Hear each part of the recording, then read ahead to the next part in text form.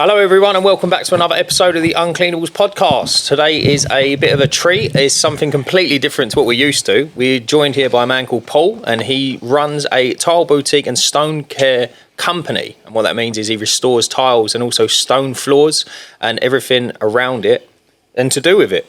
It's almost like any sort of hard flooring, but not wood.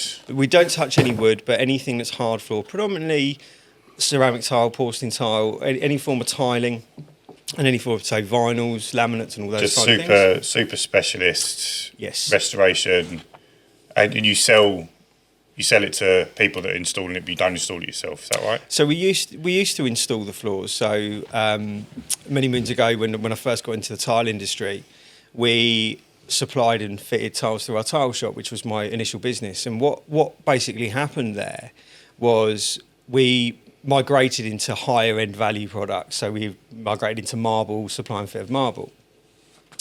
And as a consequence of that, what would happen is we would then get the customer that we'd originally supplied and installed the material to come back to us. And they would say, we've got a mark, we've got a scratch, or the floor's dirty, we can't clean this, how do you clean it? Sorry, just to jump in, is that easy for marble to get marked? Because I always thought marble was super tough. Yeah, I think this is one of the things where a lot of people sell these things and they don't necessarily explain what can happen, right? It's like selling you an uncrashable car. We all know in reality, right? Yeah. Subject to Tesla or something. Give it to my missus, mate. Yeah. But we know that there's potential outcomes. What people are generally sold from a lot of the retailers is they're sold a product which is wonderful, high value, and people are buying the best, and they assume that as a result of that, nothing ever goes wrong with it. But if you drag a metal chair leg across the floor or shove a sofa, which lots of people do, it can scratch it. And conversely, if you spill run-of-the-mill things that you find in people's kitchens, predominantly that we eat and drink, right? They can do a thing called etch marbles and damage them. That'd be like Coca-Cola, like high acid stuff. Yeah, anything of a pH value that is acidic will potentially damage a marble floor. The stronger the acid, the quicker the reaction and the more damage it creates. So if you, I don't know, for some reason had a brick acid in your house, right, and you spilt that on a marble floor, it would cause all sorts of problems almost instantly. A can of Coke, on the other hand, will also damage it, but it takes longer to do that. And what happens with all of these floorings is people are sold sealers, which I'm sure we'll get onto at some point. People are sold sealers as the dream, right? This then makes this perfect, and you can't damage it, you can't do that. But it doesn't stop abrasion, right? Which also comes from foot traffic, which is why floors go dull. It doesn't stop acid spills. Sealers are sold as a product to suspend oil and water-based staining, right? So if you remove that, which is great, but if you look at most of the things we consume, eat and drink in our kitchens, they're all acids. So there's the problem. Let's pull it back to the beginning. So you started off with Tile Boutique, which was the supply to the trade, yeah? Yeah. How did you get into that? What were you doing before that? How did that business come about? So yeah, I left school and college like we all did, had a brief stint at college, realised that wasn't for me, mucked around a bit. Dad basically went, you've got to get a job, you're not sitting around watching telly, as we've all been there probably. With a clip round the ear. Yeah, clip round the ear, you're not sitting on the sofa. So I took a job with a tile company, and it was only going to be a short-term thing. And I'm one of those people that if I do something, I'll work as well for someone else as I would work for myself. And I was just a lad on a trade counter, basically, pumping in orders, selling them so many meters of this, that and the other. And they realised quite quickly I was quite good at what I did, and I climbed a bit of a ladder there and got in a better position and more money and stuff, and went and worked for another company as a result of that. And then I kind of had that epiphany when you're self-employed, that we all do, that it wasn't about money anymore. I needed to do my own thing, which is where I basically found a building, and we created tile boutiques. We then began to import our own material, where we were just selling it, and then we realised there was more added value because people were asking us to install it. So we went, well, we've got to install it as well. So we started installing the material. What percentage of that revenue would you say came from installing, as opposed to just selling? I would say it bolstered another 50%. Oh wow! Comfortably, yeah. Because what I think it does is, when you engage someone in their services, right, it's about value. So if you come to me and say, look, we want so many meters of this tile, right? Clean Marketing is the only dedicated window cleaning marketing agency in the UK.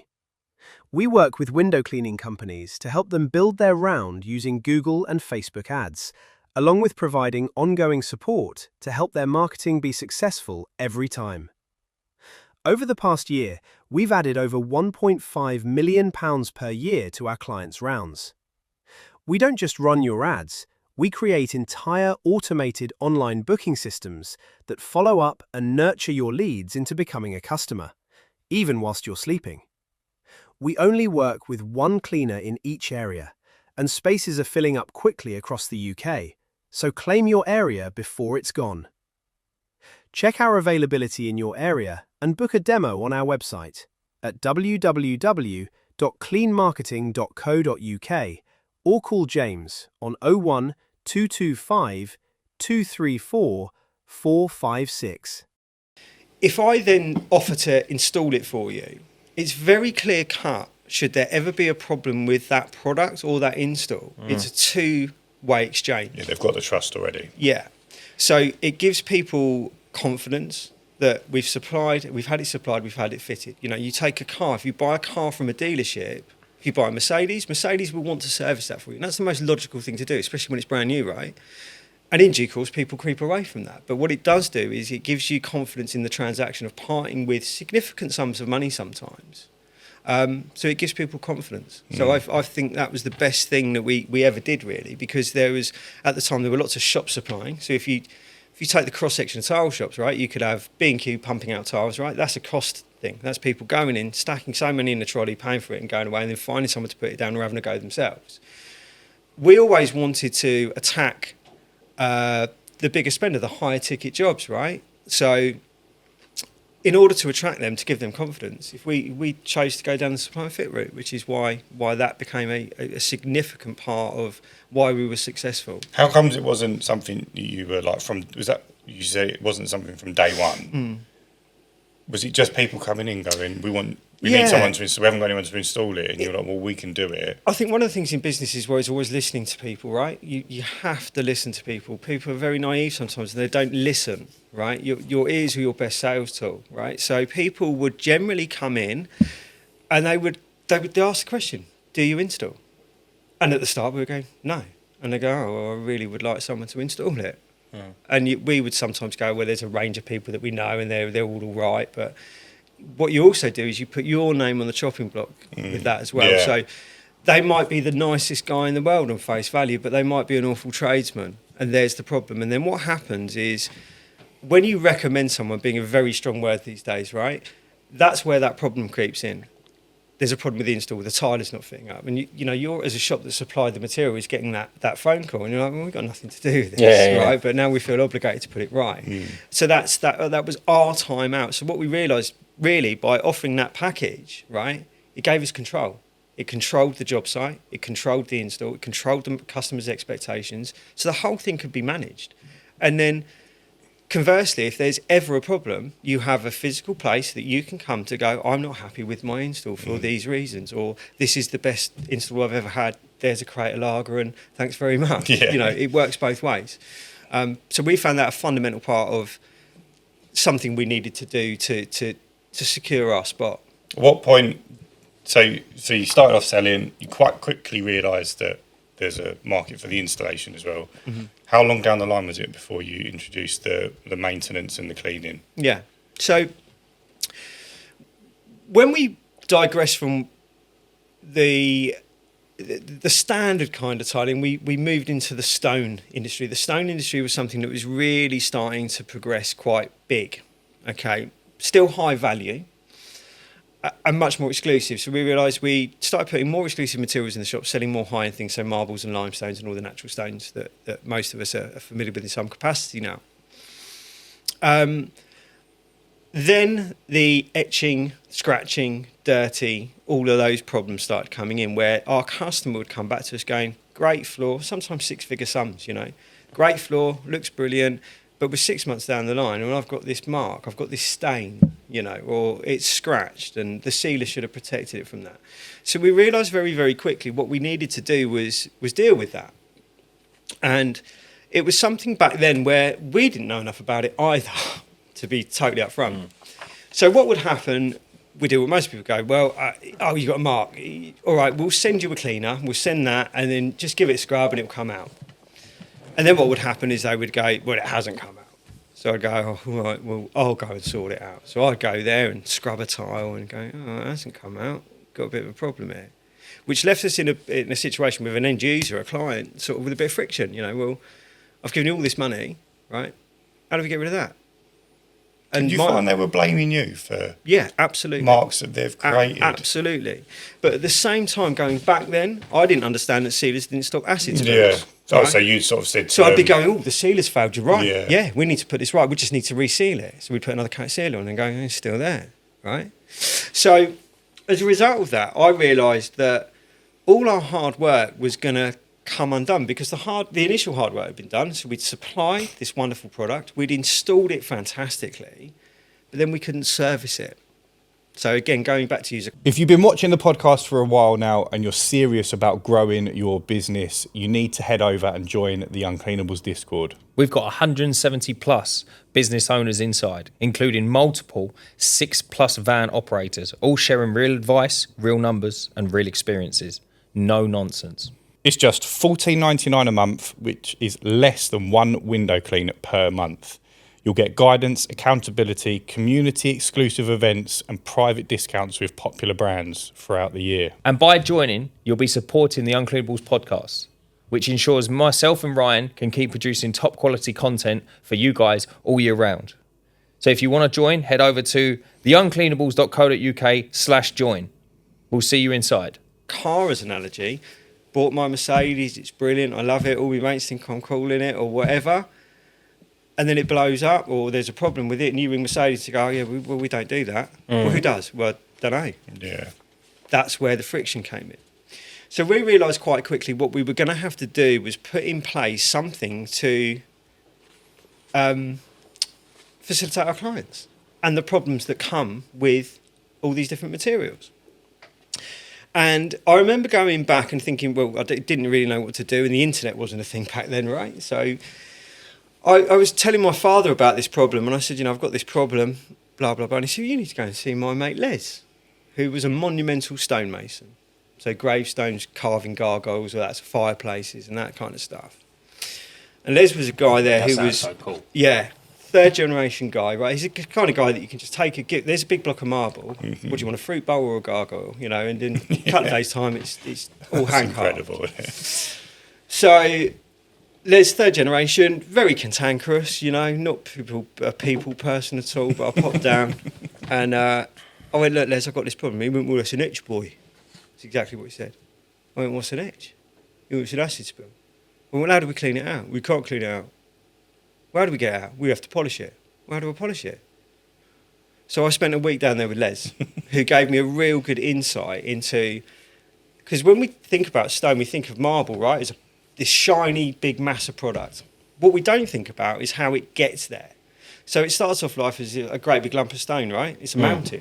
Then it gets chopped up into bigger blocks and smaller blocks. And some are used for work surfaces, some are used for construction, and so on and so forth. But marble doesn't come out of the ground shiny. No. So it then has to go through a process. So Les gave me an insight into that process. So if I wanted a gravestone, he'd carve my name in it and polish it up accordingly.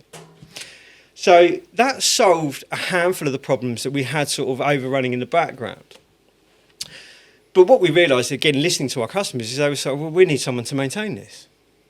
And I was like, well, that's got to be us, otherwise we're giving business away. And one of the things that I've always done in business as well is not worried what everyone else is doing. I'm looking what they're not doing. I think that's a really fundamental part of business.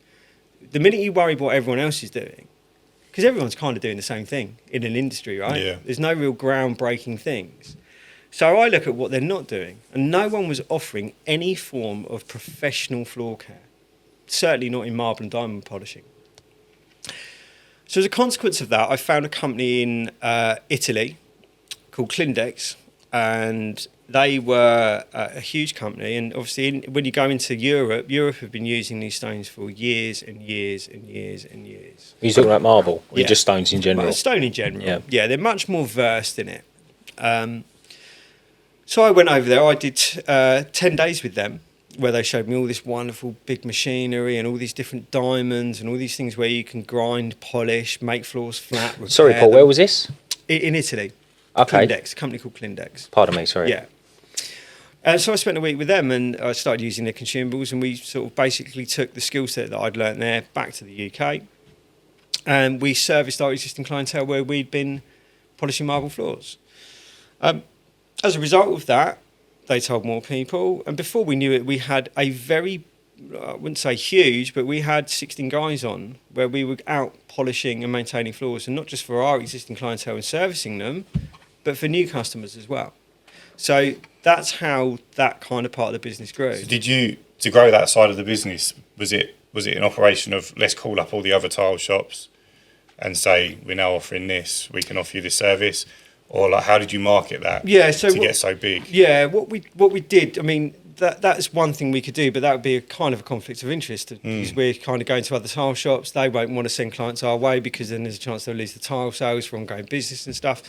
So what we did, we were very lucky where we are in Surrey predominantly. I had a link with Chelsea Football Club through someone that I know, and he got us in with a lot of Chelsea players, and that is how the whispers grew. So it was all word of mouth in the early Really? days. Yeah. So that's incredible. I think like up to 16 guys out doing regular work. Yeah. Just from word of mouth. You don't Yeah. really hear that sort of thing. So you really were early to the game, I guess. Yeah, I think the secret to our success back then was it was the old school method of business, right? I met you, you said I was a great guy, did a great job. I've got a client that you could service, right? So what we did is we built really good relationships. So when you're working on that calibre of housing, right, and we're dealing with the top 10% of the country, we found that if the window company were there, or the bricklayer, or the landscaper, or the carpet fitter, they were the best. Yeah. So we made a point of making sure they knew what we did and what they did. And then we conversed together and we went, you need this guy to do carpets. Yeah, he's just, You need this guy for that. best in the game. And that's how our network grew massively. And because, you know, we're pre-internet here. So the competition wasn't as difficult. So once you'd built a name in your area, and it was something we were never going to go nationwide with, right? But it serviced our county and a couple of surroundings. So we would end up in, you know, predominantly Surrey, but we'd end up in Hampshire, Kent, Essex, into London. And all these people it just grew on the back of that. Do you think the calibre of people you're dealing with, there's more of a culture of recommendation? Yeah, I think there is. I mean, I think what you've got to understand with when you're dealing with that side of client, they've got huge amounts of disposable income. So it's usually not about the cost of the job. They're looking for value, right? They're looking for someone competent. They're looking for someone that's not going to rob the family silver. You know, they're looking for all of those kind of things. They're looking for someone trustworthy to come in and do a job efficiently and well, and they don't really care what they're paying for it. So it's like that, like Claridge's business model, right? Claridge's costs X amount to go in and eat and drink. It's not a marketing exercise. If you've got enough money to eat in Claridge's, you're not, you know, they're not doing a 2-for-1 offer or anything like that. 50%. So yeah, and these doors are opened by those people. So we'll get into it later on, but you do the training for this type of work. When you had these 16 guys out, were you doing the training then? Or No, is that something developed from having to train? Because sending out, and not in a horrible way, but the type of people that look for like cleaning jobs are usually less skilled. So, and this is, you know, a highly skilled job around high net worth individuals. Yeah. So one of the things that we separated, you've hit the nail on the head with the word cleaning, right? Although part of the job is cleaning and it is cleaning related, we marketed it in such a way where it was restoration. Restoration sounds considerably better than cleaning. So, but we weren't, because cleaning, it doesn't matter how many times you clean that marble floor, it won't restore the shine, right? So we said we're restorers. So yeah, sometimes when people say that seems a lot of money to clean a floor, well, we're not cleaning it. We're going through 10 grades of diamonds to restore the surface. So yes, you may see a mop and bucket on site, but there's no magic thing just to whiz over, right? So that's where, you can't compare what we're doing to a £20 an hour service, for example, which is at the time was a cleaning sort of thing. We're dealing with thousands of pounds to do these jobs. So that's separated us from that. What that also does is, and I think you're right in what you say, sadly, there are some, cleaning is considered to be kind of the lowest of the low, isn't it? Well, yeah, like when you're saying cleaning's £20 an hour job, yeah, the applicants you're getting for that job are the £20 an hour applicants, right? And that's where I think, in my head, the difficulty comes in. Yeah. So our lads, as we grew in size, they were told, you're not a cleaner. We're not precious. There's no sort of inferiority complex here. I don't mind if you call me a cleaner. It's part of what I do, yeah. But there is a trade here. As cleaning is a trade as well. I won't dismiss that. But there's very much a niche trade here that's not competitive. Because there weren't. Now, I've seen the change in the last 15 years with the internet, the power of the internet, right? We've seen the change. So there are more people offering that service. There are more people marketing that service. A good website can make you look like a multi-million-pound company. It's all smoke and mirrors, right? So we've seen the change in the industry, and it is more diluted than it's ever been because more people are offering that service. So going back to your point about the training, so I wasn't offering the training, I was firmly on the tools. But what my team had kind of gone, and it got to that point where we're going, what are you doing here? I'm like, well, it's nice. So they went, well, we don't need you. And I was like, yeah, I'm micromanaging. I don't need to micromanage. They're all good lads. They'll do it. There will be problems. Maybe some of them won't do it as well as me, but they'll learn, right? And that's my job then to manage my business. So from there, I found myself back in the tile shop with the hierarchy that I put in place there with my business partner. And then they kind of went, well, what are you doing here? And I'm like, oh, that's nice. They don't want me. You don't want me. What do I do? And I went, I can't go and play golf every day because it drives me nuts. And I kind of found myself in a situation where I didn't really know what to do. I found myself on Facebook a lot of the time finding all these cleaning forums, right, in various different things. So there was one that I stumbled upon, I can't remember the name now, but let's say it was Hard Flooring UK. And I would watch and I go, there is a significant amount of people now offering this service that have no idea what they're doing at all. And I would see all the, kind of reminiscent of where I was, Yeah. How do I scrub this mark out? Well, it's not a stain, it's an etch mark, but you don't know what an etch mark is. How can I clean this scratch out? And all these things, or putting brick acid on things, and all things that are detrimental to the outcome. So I found myself spending a lot of time overseeing the businesses and correcting people on Facebook forums. Like, you can't do that, it's this and blah, blah, blah. Yeah. And we got a few jobs out of it because if people were like, oh, well, you're local, yeah, we can come and do it for you. I've got a team of lads, so we got a bit of business from that. But what it also did was all these people then started going, this guy knows what he's on about.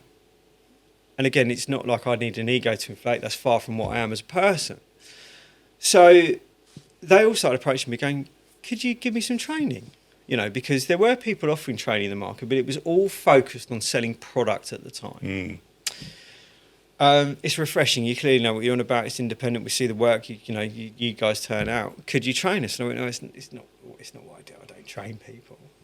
And then so I kind of went, well, when people want an answer from you, then So I went, okay, all right. I'll tell you what.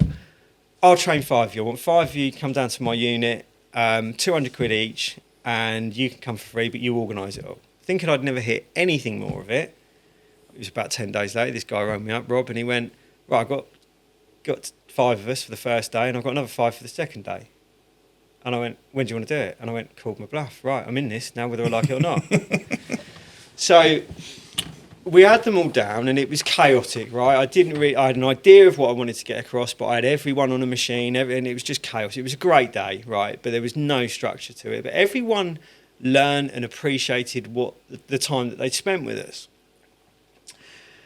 So I did that for the 2 days. I took them all down the pub for their pub lunch because I thought if at Worskings they had a decent lunch, they won't moan about it. We'll tell me I'm a bad bloke, this guy's got no idea. So anyway, we did all of that. And then as that sort of word of mouth grew, my phone kept on ringing. And you train so-and-so, could you train me? And I went, well, I've got a thing here whether I like it or not. So I had nothing to do, but nothing to get my teeth in. So I went full bore into the training thing, and we started training at our own location in Surrey, and then there were people travelling all the length and breadth of the country. But then it became very apparent that if you lived in Scotland, you didn't want to come to Surrey, right? Occasionally people would, those that see the value in it.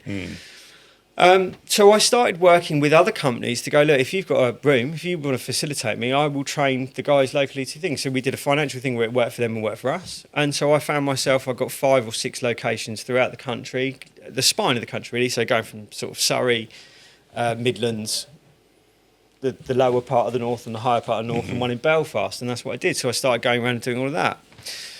And then again, using these as your sales tool, people were going, do you know what, Paul, if you had a product, we'd buy it from you. And I went, Hey, this is incredible. yeah, that's absolutely, why am I not selling a product now, right? And I kind of had that thing, well, that was my USP. I'm not trying to flog your product. It's just pure training. Just want to help you. Yeah. But that gained the respect from the people that I was training. So I went, right, let's do some product, right? So we set up dealt with a chemist. There were all these products that I'd used from lots of companies that I dealt with over the years, and that's how I used to do it. You train with me and I go, there with the companies, there with the stuff, they can get you all the stuff. So I basically looked at all the products that we'd been using, and I thought, how can I improve them? What can I do? Does that need to be yellow? Does it need to smell nicer? Does it need to be thicker, thinner, whatever? So I worked with a chemist, and he basically evolved our product for us. And then I went, right, well, we're going to have to do that now. So we then started manufacturing, which was where Tile Boutique went from Tile Boutique, which is still trading, and we formed Stone Care Direct, which is the new business, as you will. So Stone Care Direct became a manufacturer of chemicals and a full-blown training centre. So we've got a training centre where we've got all the floors to work from with a classroom attached. And then it also became the stockist for all our products. And it's predominantly an e-commerce business, so it's a passive income for me, which is great because it doesn't need my day-to-day involvement. I don't need to be there. So that was kind of like the final piece in the puzzle. Hey guys, it's Tom here from CleanLink. We're offering 10% off our unbeatable value range of water-fed poles when you use code Uncleanables WFP at checkout. Our poles are lightweight, strong, electrically insulated for added safety, and they're built for everyday professional use. Every pole also comes with a 2-year warranty and a 60-day money-back promise, so you can buy with confidence. If you're thinking about upgrading your pole, or even adding a spare to the van, now is a great time to buy. Head to our website, cleanlink.co.uk, that's CleanLink spelled CleanLynk, check out our water-fed poles, use code UncleanablesWFP, and save 10%. Cheers, guys! And it was great. So we were selling all these relevant cleaning chemicals and stuff. And then it was just purely by coincidence. I was a big fan of a diamond tooling manufacturer. It's what I'd always chosen to use in the UK, called Bonastray. They're a global brand. And I got a phone call from the CEO there one afternoon I call Spanglish because he's Spanish and I'm English, and his Spanish is better. Sorry, his English is better than my Spanish, right? So we kind of had this Zoom conversation, and it summarised in the fact that he kind of went, "I've been watching what you've been doing. It's great things. I've got an existing distributor in the UK which I was dealing with at the time." He said, "But I'm going to move," and he said, "I would like to basically give you the exclusivity of our range within the UK." So that was like a final piece of the jigsaw. So just to explain to the listener, they're all like the machines that you use for the polishing? Not machines, just the consumables that go underneath them. Right, so like Like pads. the pads, and yeah. stuff. Okay. And are they big? Is it a great company? Huge company. Yeah? Huge company. Well known in the industry. Yeah, family company, started in 1986, 3 generations. Beautiful. And every generation has pushed that thing on massively. But they were a diamond tooling manufacturer, so they made everything from like drills. One of the things they did, they supplied all the diamonds for the big things that drilled the Channel Tunnel. Oh, right. All those years ago, right? Because all the drills, big drills, right, had diamonds on them. So they supplied all the stuff that did that. And then what the guy that I deal with, the CEO now, Victor, who's give or take my age, he was the one that took on the next step where we went, right, floor care. There's the unique thing that no one else is doing in our industry. So they started applying all the diamonds to floor pads, resins and things to grind floors flat.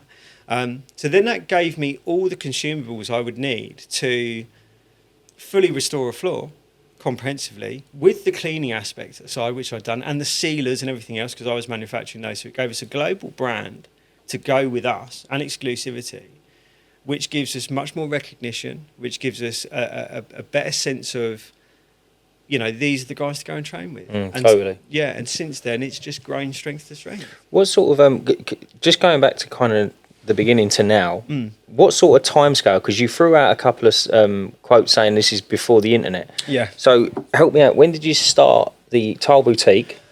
Tile Boutique started around 2002. Okay. 2003. And then when did the 2002 you were selling tiles? Yeah. Then when did the installation pop up? Installation came very shortly after that, probably Maybe a year? 2003, 2004. Okay, and then when did the maintenance? Maintenance kicked in around again about a 2-year delay from that, so 2006, 05. 2007. Okay, 6, 7. Yeah. And then when did you start Stone Care Direct? Stone Care Direct is in its infancy. So that's been trading now. We're in year 3. Oh, okay. Yeah, so it's Right, a relatively new Brilliant. How long you'd been doing the training before you? Prior to that, probably about 2.5, 3 years. So still not that long. No. But what it was just all natural progression in a business of, what would I call it, like offshoots that no one was catering for. When you explain it now, it makes complete sense. Yeah. Yeah. Like, doesn't it? It's Yeah. just like... But each step is such a gamble for you to do. Yeah, absolutely. But it's almost like a natural progression. Like you almost couldn't plan it. No. But it just went hand in hand. You have to roll the dice occasionally, right? And it goes back to that saying is, I'm doing things that other people weren't doing. And that's the reason for the success. Because, and what it also does is, if I look at the business model now, if you come into me as a customer and go, I want this wonderful marble floor, I can supply it. I can install it. I can maintain it. I can supply your cleaner the products to look after it. I can train, if you're wealthy enough that you've got housekeeping, I can train your housekeeper. And it's a beautiful business model because what that essentially does is it's kind of like your pub selling your favourite drink, isn't it? Right? And you go, I love this pub. It's got a fire. It's got my favourite barmaid. It's got my favourite beer. Serves the best chips. You're never going to move from it. No, exactly. Right? So it controls it. So one of the things that I still pride myself on is I am still heavily invested in it day to day. I answer all the technical inquiries, and that will change in due course because there comes a point. But one of the things I've noticed with so many people is they build this thing, they get to a point, and they kind of remove the personal bit. And the personal bit is how this has certainly grown. It's me that they've subscribed to. The fact of the branding of the thing is just a consequence of. So lots of people start really well, they service their customer, and then they gradually remove themselves so far and don't put in a structure where they service their customer. And that's where people migrate to other companies or other products. So I'm very conscious that I want you as a customer for life. And you don't have to be a big spender. You can spend £5 a month, or it could be £5,000 a month, but you still get that service. You need that service. And that's something that I really pride myself in because I've seen so many other companies sort of drop the ball with that. They get to a size where they don't really need to do it because someone else will still buy something and the pot keeps ticking away, Do you think AI is going to change your business a lot? Well, I mean, there's a wonderful question. I mean, we're all embracing AI in some capacity, aren't we? I mean, it's certainly great for marketing. It's certainly great for day-to-day running, marketing, and everything else. It's a fantastic tool. Have you ever tried to get AI to teach you how to restore a marble floor, and is it accurate? Yeah. So if we take ChatGPT as an example, right, that's the one that most people are familiar with. I look at ChatGPT as your child, okay, because it doesn't know anything about you, and you download it, right? But it suddenly turns up one day. So you have to create a connection with that child, right? You have to teach it right from wrong. You have to nurture it. You have to educate it, and that's what AI the key to successful AI. This is beyond my pay grade because I'm not the best at this.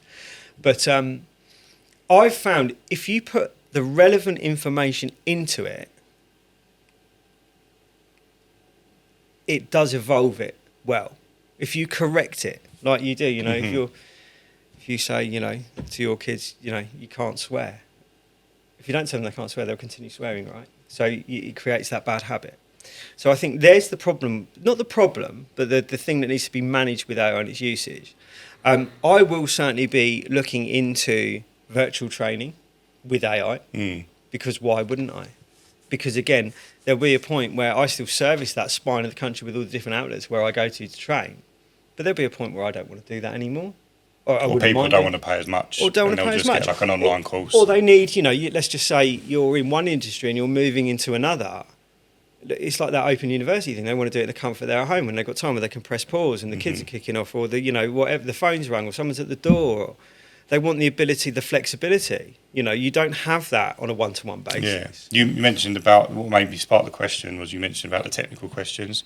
So it could probably handle a lot of that as well. Yeah. So if you get a lot of the same questions, you know, or do you teach it, you know, to ask X, Y, Z and then spit out we're certainly looking at that at the moment as something that we're heavily invested in. I mean, chatbots and all these kind of things, they're going to be a godsend because again, providing you fed it does give you really good, accurate information. We had a young lad on last week who, before he got into the cleaning industry, he was building these sort of AI chatbots for websites. Airbnb. So he's doing it for Airbnb. So you'd sort of say, instead of the owner getting calls going, what's the code for what's the key code? Or like, what's the Wi-Fi password?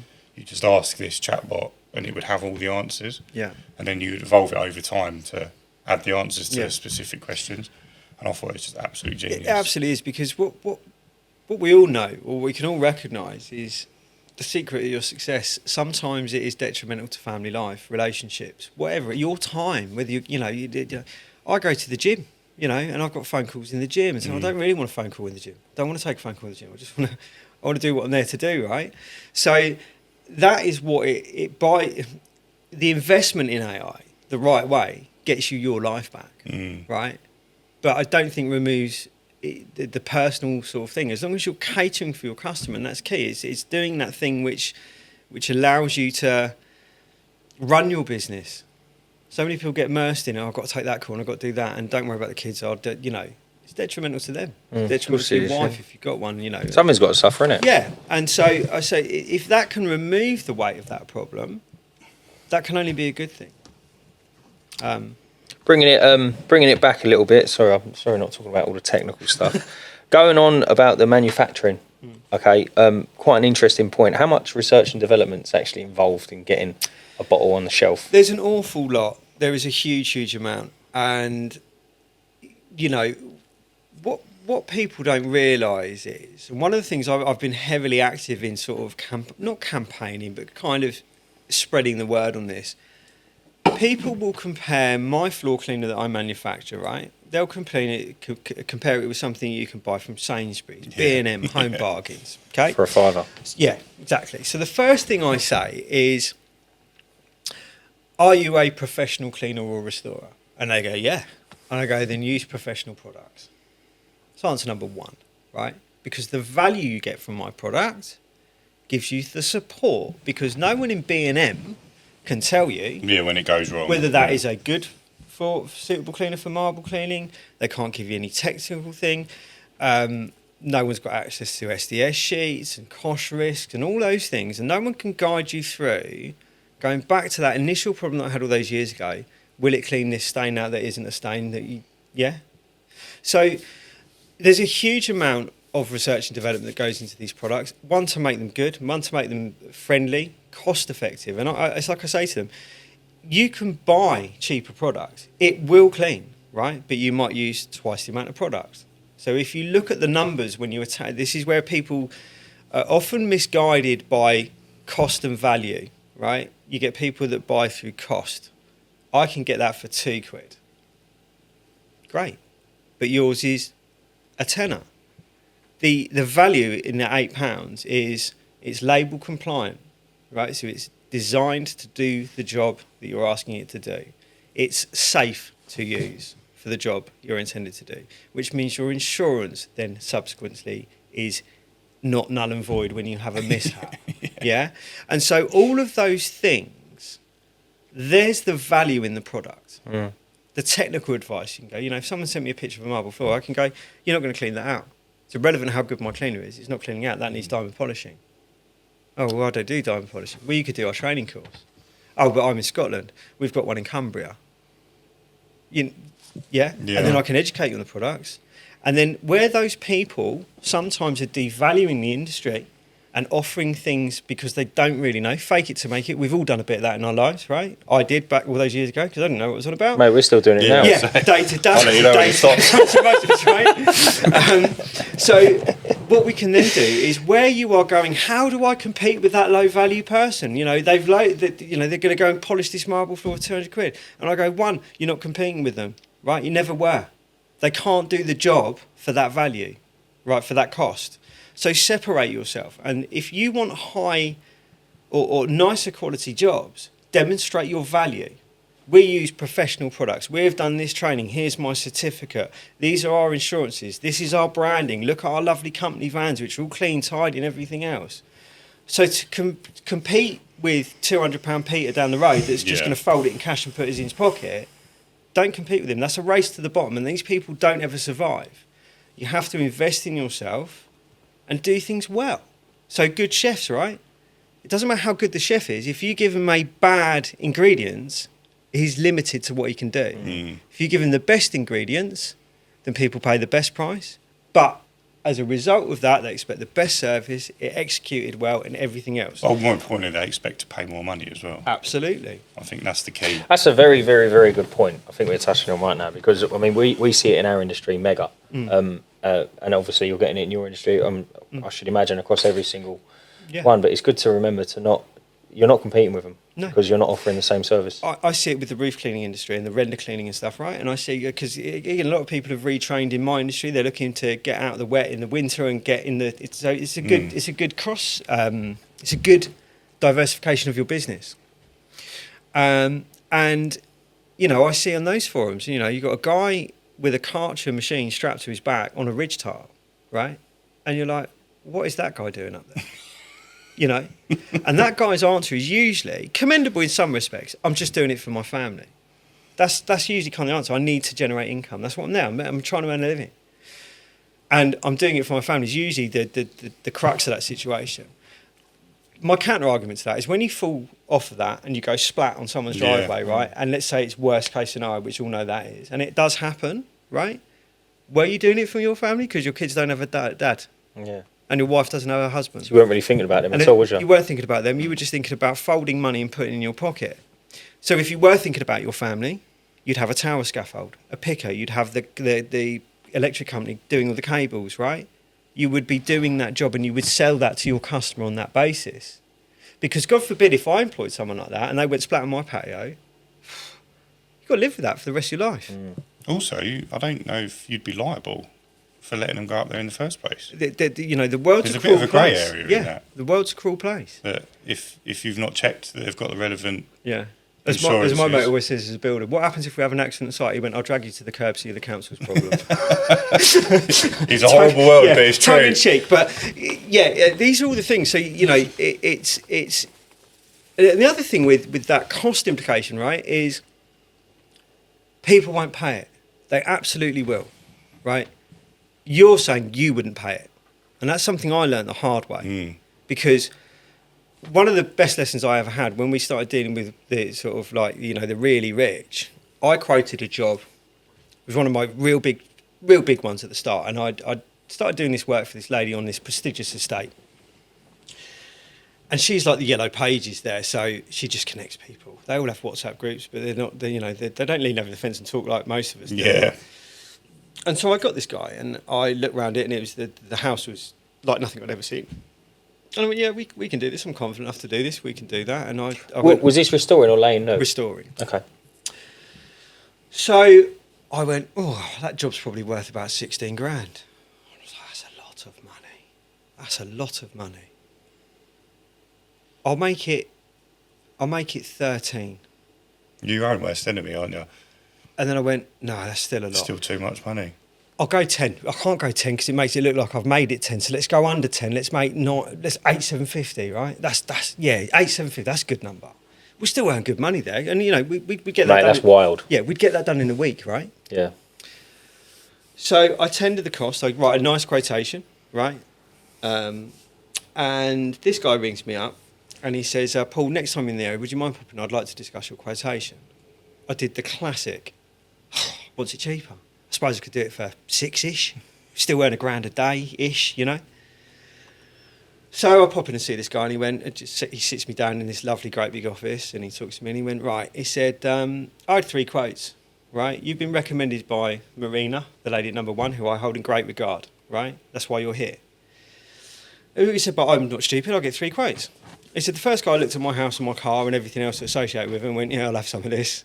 And just made a figure up, which was, he said, obscene. He said, no, I haven't got all this through being an idiot. I'm a council house kid that's done all right, okay? So that was just trying to take advantage of where I'm at. He said, the next job came in at 17,000 something, right? Which is where I saw the cost of the job. And so, the blood's drained from me right at this point. I'm going, right. So I was on the money then. And he said, and you've come in and now you're like circa £8,000. How have you got that number? And I kind of sat there because I kind of took it as like getting told off, But, Mate, he's got you. Hook, line and sinker, I've gone to like schoolboy mentality where you're sent to the headmaster, right? So I went, honestly, I did start around 16 grand, but that's a lot of money, And I went, so I made it a little bit cheaper. And I said, I gradually ended up here. And he went, right. He said, I'm going to give you the best lesson today. He said, we would like you to do the job. And I went, oh, great, 8 grand. And he went, and I'm going to pay you £12,000 because I feel I'm still getting a deal here. And I'm kind of going, what's going on here, right? He said, and I'm going to do that because I still feel I'm getting a deal. You're getting the job because you've come highly recommended. Out of the 3 people that came round, you came across the best. I think you're most versed in the subject and we have every confidence. All you got to do is deliver what you say you're going to do. But I'll happily give you the £12,000 because I still feel I'd have employed that guy at 16, whatever it was. So I'm £4 grand better off. He said, so do the job, do it, and then promise me when it comes to the next one, or in due course, you do a price increase. But hold that deal for me for as long as you can. But increase it. This is because you're undervaluing what you're doing. And he said, this makes you reassuringly expensive, right? He said, what your quote would have done if I hadn't had the recommendation, I would have worked on the basis that you were too cheap. You didn't know what you were doing. And you didn't know what you were doing. I think that, I can't remember who told me, someone told me once, you are not your customer. And we're all guilty of it. I think you do it quite a lot. Mate, I'm on a job now. Yeah. I'm on a job now. And I say it all the time, like, you just give them the price.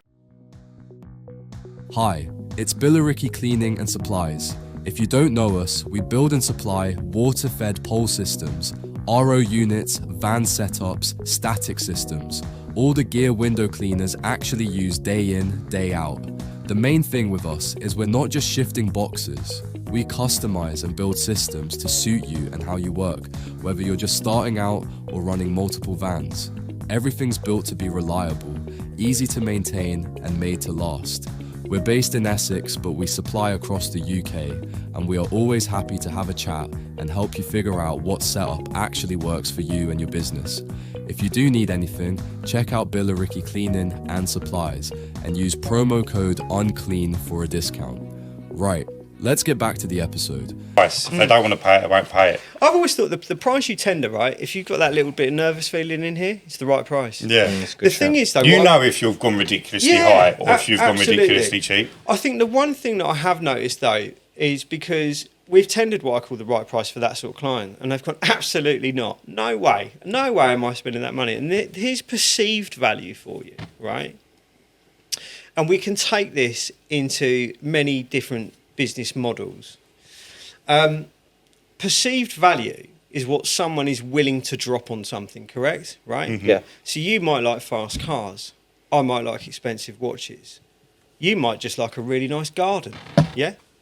Someone That's a might great like designer point. clothes. Yeah? Yeah. And it doesn't always go hand in hand. I know where you're going with because this. I've got some very successful friends. I've got a mate who's got a really nice car collection, mega, right? But he's head to toe in Primark with a Casio wristwatch, right? And you would not think he has got a penny to his name. But his car collection is more than most people's houses and what they earn in their lifetime, right? So it's perceived value. So whereas my mate Matthew will quite happily buy himself some piece of Italian contraption, right? But he won't treat himself to an expensive watch. No, we get it all the time. People in £1 million houses won't pay 25 quid for a window clean because it should be 15. Yeah. But they've got Ferrari on the drive or My whatever. business partner still runs around, he argues that it's a classic car now, in a 1996 Mercedes C-Class, right? And everyone goes, but you're a director of 2 companies and, you're successful. Why are you running around in that? And he goes, because I like 4 Caribbean holidays a year. And he has 4, no expense spared, the best place, the nicest service, the nicest food. And that's where Jim sees the value. The car is just a vehicle to get him somewhere. Need to be, right? yeah. And he doesn't care that it's 30 years old now, or whatever it is. Right? Doesn't care. As long as it goes through an MOT, or as long as he's just got to throw a couple of quid at it. Mate, I feel like a lot of people could learn from listening to that, what you just said. Yeah. Totally. I think people, before they've got the money, you think you're going to spend it on all this wild stuff, and then you get the money, and then you realise what's important. Because you can't have everything, well, unless you're like mega, you can either have the 4 holidays, or the nice car, or the nice watch collection. You can't have it all. Or the big house. Yeah. But unless you're mega successful, you can't have everything. There's a compromise and you've somewhere. got to pick what's more important to you. Yeah. And you're right, lots of people. And some people will do that. I'll have a brand new 911 and a 3-bed semi. Yeah. Right? Now, some people will see that as absolutely nuts. You've dropped 6 figures. Oh, a friend of mine's got a Lamborghini in a mid-terrace. It's a mid-terrace in Benfleet. You got a... Right, see, I think that's wild. Yeah, you've got a 6-figure car, right? Yeah. That you've lumped, that could have been your mortgage payment. At least you'd have an asset. It right? probably costs more than his house. That just goes one way, right? Unless you're really lucky, where it's something particular. But that's the thing. But if that's what floats your boat, if that's where your perceived value is, if the car is what you want, we all have to have a reward for what we're doing, right? Some of it is financial. Some of it is having nicer things. Some of it, the value the value is in spending time with your children, right?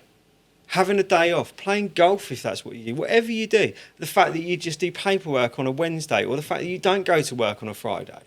The ability to be able to do There's it. the value in running in your own business. It gives you flexibility. It's not all about... When I was younger, it was all about the money. And I admit that.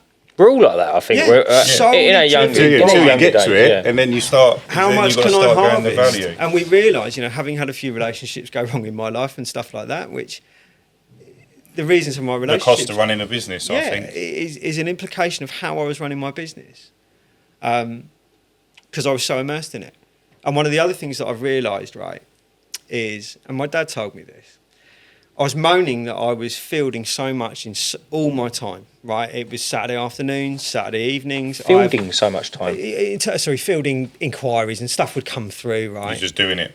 And, what my dad used to say, he said, I turn my phone off when I'm on holiday.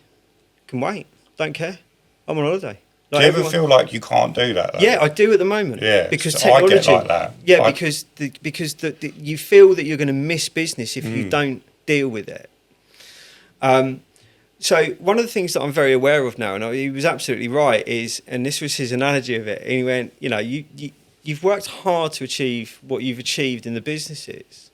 It's time you ran them rather than worked in them. And I went, well, what do you mean? He went, let me give you a stupid example. Have you flown with Virgin? I went, yeah. And he went, did Richard Branson check your luggage in? And I went, no. And he went, did he greet you onto the plane? I went, no. Was he flying the plane? No. Did he do your airport transfer? No. Did he welcome you at the hotel? I went, no. He went, right, but that's Virgin. You can't be that person. You have to put in a structure. So one of the things that I've been very aware of over the last few years is you have to invest in the right people. Some will work, some will won't, some will take advantage of things, but you have to manage it. But if you've got any form of expansion planned, then you have to put your trust in people. And some will work out and some will won't. And one of the things that, because my father was self-employed, he always said to me, he said, train your staff well enough that they can go and work for themselves, but pay them well enough that they don't want to. And there's That's kind of our mantra, isn't it? I've heard that before. Yeah. lot of truth in that. So you said you got 16 fellas, while we're talking about employment, 16 fellas out polishing. Yeah. Okay, and then obviously you've still got Tile Boutique. How many members of staff in there? So we've only got 4 there. So collectively about 20 members of staff. Yeah.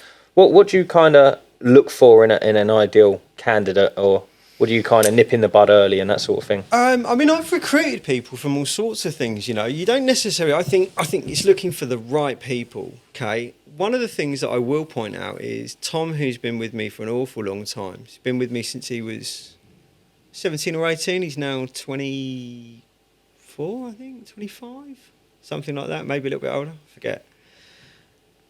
He must have been older than 18. He was in the army briefly and then realised the army wasn't for him. But the hard work had been done, right? So he was punctual, respected the hierarchy in terms of, I need you to do this, improvise, adapt and overcome. So I've had a few ex-service people work for me. They're really, really great. I was also one afternoon in a JD Sports buying a new pair of trainers, and the lad there was so helpful, it was untrue. Because I went, I want them in a 9.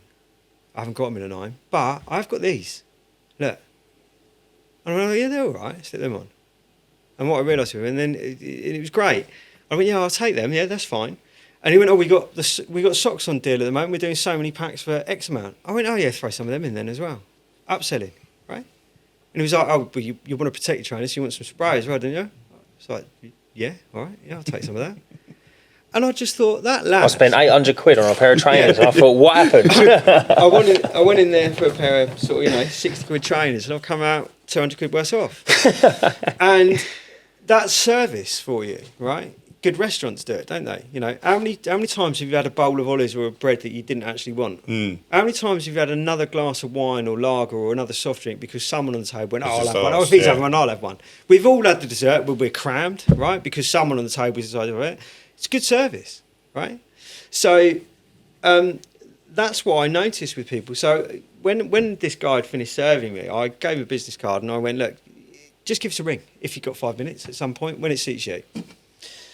And he rang me about 2 days later and I spoke to him and I was like, yeah, I said, look, is JD Sports, is that your end game, you know? Because I said, you're bright, you were so pleasant and I thought you served me really, really well. And he went, well, no, it's like a short-term job. I finished college, I don't really know what I'm doing. I went, well, do you want to come a job? Do you want to polish marble? And he was like, well, I don't know anything about it. Don't worry about it. We'll train you on that. I said, but you've got the right attitude, you know. And he onboarded with us, and that was great. And he stayed with us for 5-6 years. Then it got to the point where, again, he's got that about him, wanting to do it for himself, right? And it wasn't about money then, because I did everything in my power to retain him. Do you franchise them No. at all? No. Is that something you think you'd implement in the future? I wouldn't franchise, and I'll tell you why I don't like franchise models. Franchise models works when there's no variables, right? So McDonald's. A Big Mac in Hong Kong is the same as a Big Mac in Basildon, yeah? It doesn't really change, apart from the accent of the person and the currency you're buying in. That's like Stone, though, isn't it? Or am I overshooting this? Yeah, to a point. But the jobs are going to be different. My point being with it is... it's a process to create that Big Mac, right? You go into a McDonald's, you order a Big Mac, it goes out, and I don't know, there's someone frying the burgers, there's someone doing the lettuce, there's someone doing the bun, and then it gets to you, right?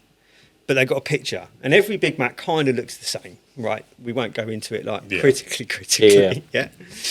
So there aren't really any variables.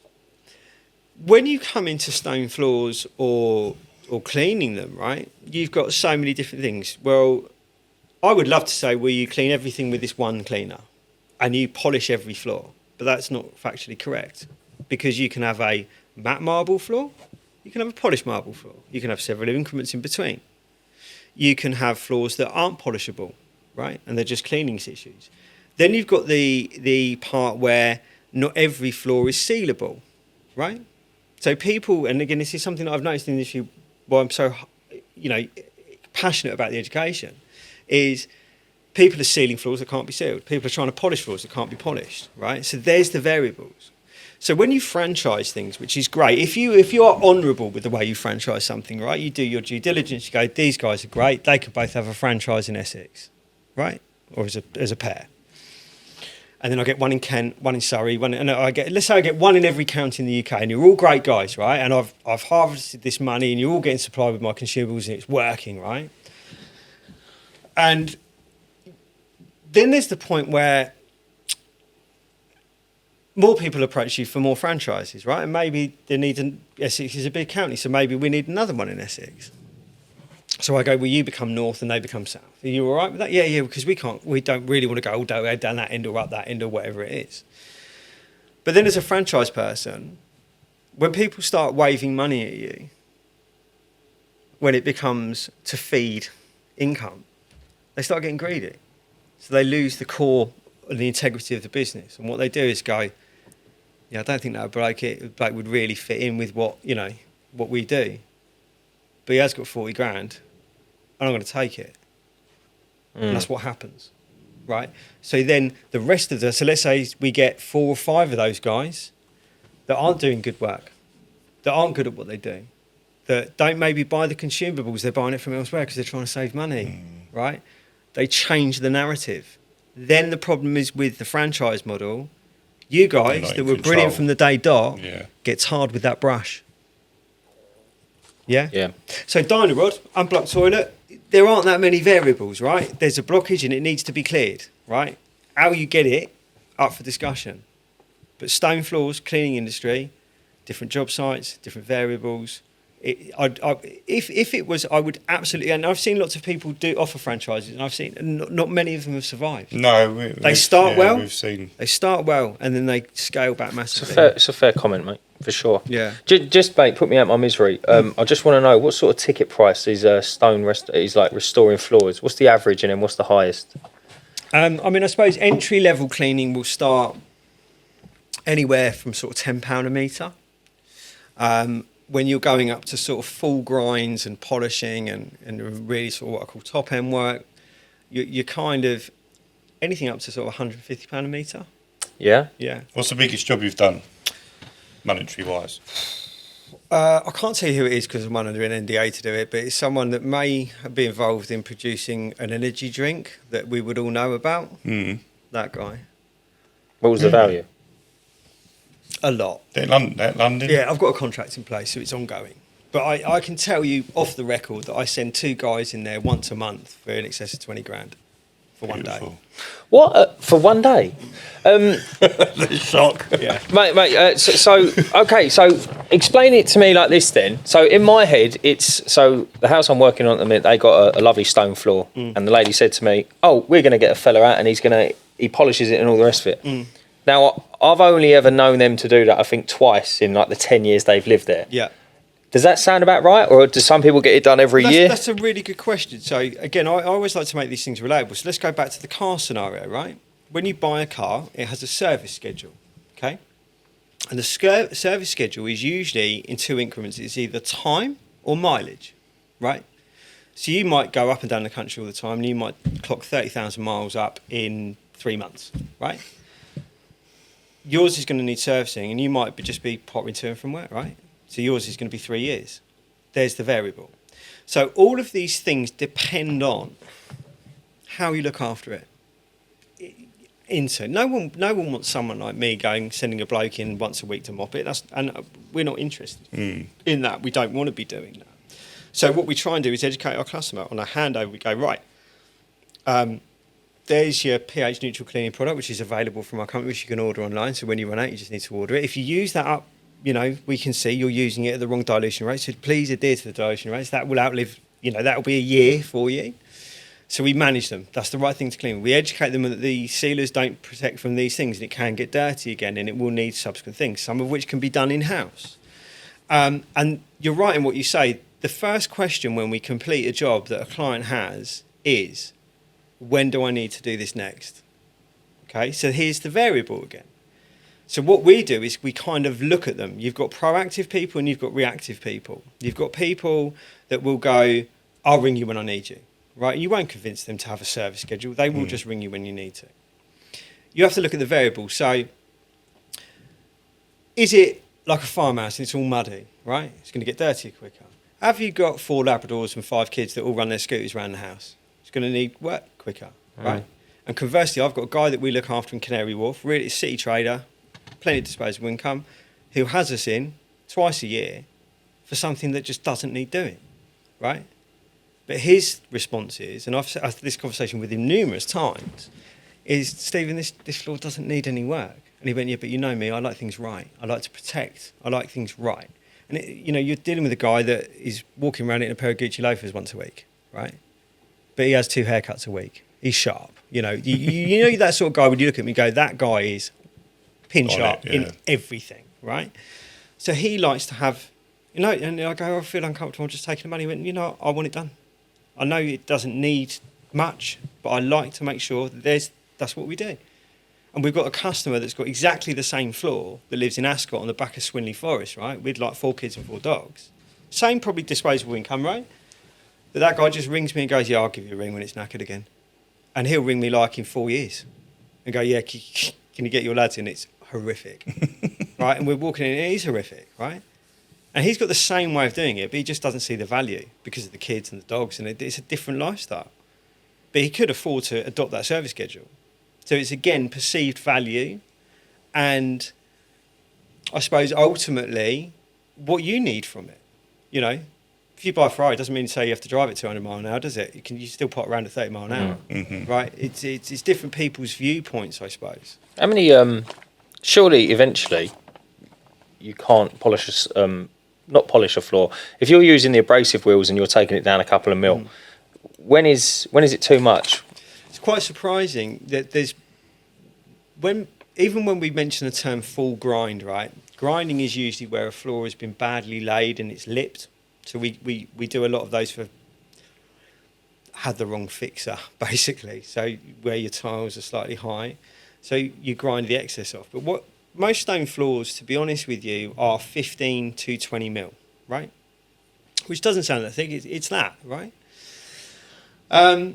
But once they're flat, right, you could diamond polish that probably till my dying day and still not get through it. Really? Yeah, because you take minor abrasion away all the time. You're just taking the tiniest layer. It's less than 1,000 engineering terms, right? So it's a tiny, tiny amount.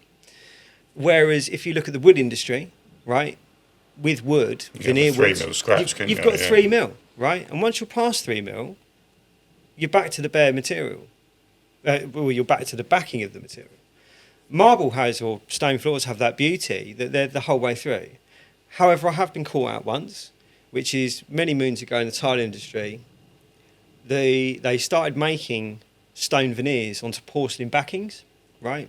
Because it made them thinner. Oh, mate, and we went through a veneer on one tile, which was lucky. Did you just cut it out? Yeah, so we just basically went like, he didn't know, we didn't know, and you would never have known because there's no way of knowing without chopping one up. But he'd bought the house, inherited the floor. He wouldn't know otherwise. On face value, just looked like a lovely piece of stone floor, which it is.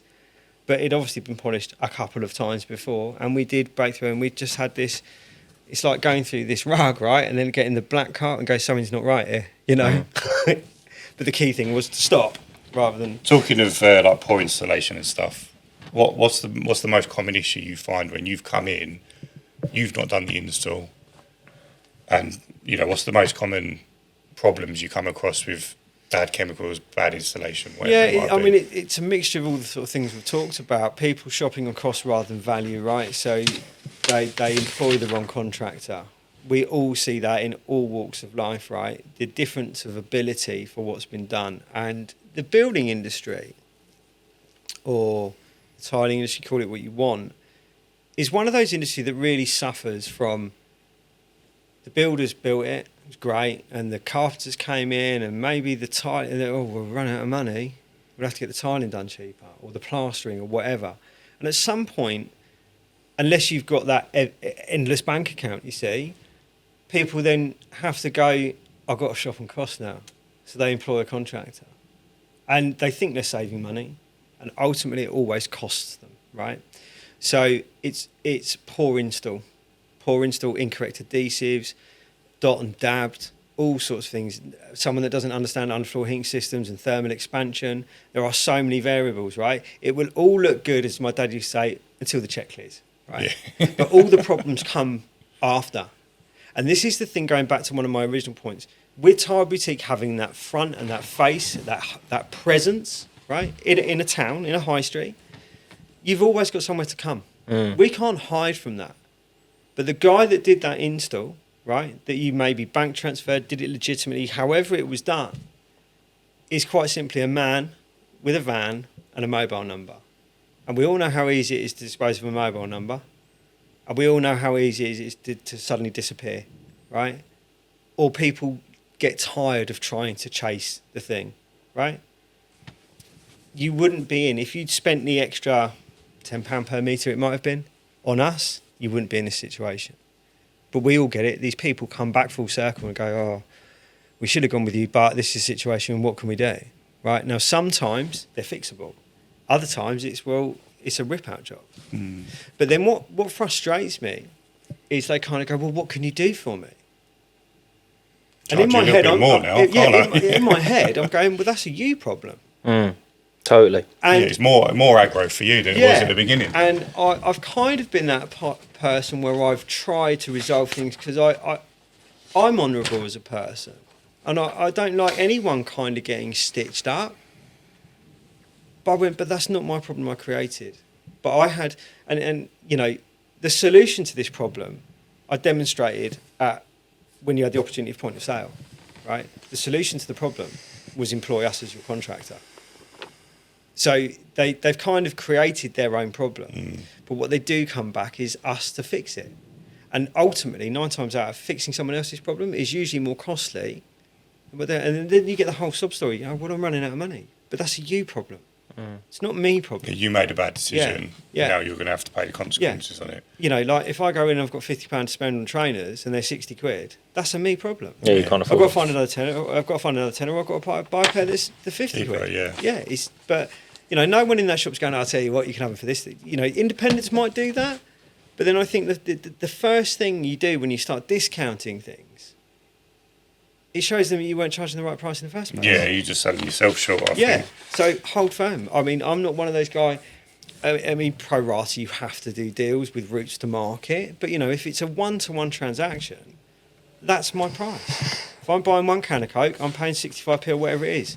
If I'm buying hundreds of cases of it, there's a wholesaler for that. Or I'm dealing directly with Coca-Cola, which means the price point changes. But, you know, I'm not going to get the bulk Coca-Cola price if I'm just consuming 6 pack from them. There's a very good point you made with that, and I remember actually having a conversation with someone about putting someone's work right. I can't remember what it was. It wasn't nothing crazy, but it was. But I've already spent this money, so can you do it for this price? Yeah. And I said, if I do it for your price, I've taken the loss out of everyone because he got paid, and you're giving me the price you want to give me. Absolutely. The only one that's got to wear the loss is me. Yeah. I said, that's so not fair, is it? There's no gain for you in doing that. No. And I've been there and had that T-shirt. You know, we had a situation where, through the network of people I know, I was recommended to solve a problem with an exterior stone patio, right?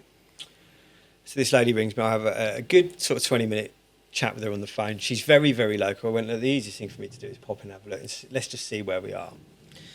And yeah, it's a bit of a mess, but it's all solvable. And I go, look, this is what would need to be done. And she was like, well, I've tried buying this. And I went, look, you've been recommended by 3 people to me. This is solvable. Let me come back when I've got all the right stuff with me, and we'll do you a sample so you can see what you're going to get. Then you know, it gives you confidence you're not going to be back in this situation. So we do all of this. Then I get well, can you do anything on price? Because we've already spent this money. And again, in my head, and I don't say this, you say it politely, but you go, well, that's a you problem. So come back to me, you know where I am, that's my price point. You've seen what we can achieve, it'll be right. And she goes quiet, hear nothing more of it. It's about 2 to 3 weeks later, I get another phone call. Oh, Paul, I'm so sorry, we haven't spoken, blah, blah, blah. Anyway, and the niceties are all there, you know. And then it's, oh, right, this patio, yeah, well, we did try someone else. And you're like, frying pan to fire, right?